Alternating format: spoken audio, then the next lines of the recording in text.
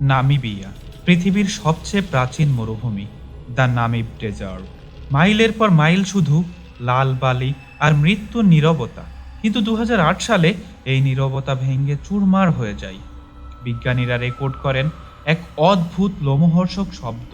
বাতাসের show show আওয়াজ নয়, বরং স্পষ্ট এক হুইসলিং সাউন্ড বা শীষ দেওয়ার শব্দ, যেন অদৃশ্য কেউ মরুভূমির বুক চিরে কোনো সুর তুলছে।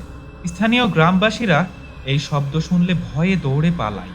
তাদের বিশ্বাস এটা কোনো প্রাকৃতিক ঘটনা নয়, এটা মরুভূমির অতৃপ্ত আত্মাদের কান্না, কিংবা প্রাচীন কোনো জিনের ডাক যে পথভুলো মানুষদের খুঁজছে। বিজ্ঞানীরা বালির ঘর্ষণ বা বাতাসের গতি দিয়ে ব্যাখ্যা করার চেষ্টা করেছেন, কিন্তু কোনো ব্যাখ্যাই পুরোপুরি খাপ খায়নি।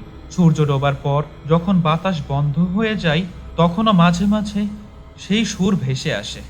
বিজ্ঞান হার মেনেছে, কিন্তু নামিব মরুভূমি আজও তার সেই হাড় হিম করা রহস্য নিজের বুকেই লুকিয়ে রেখেছেন।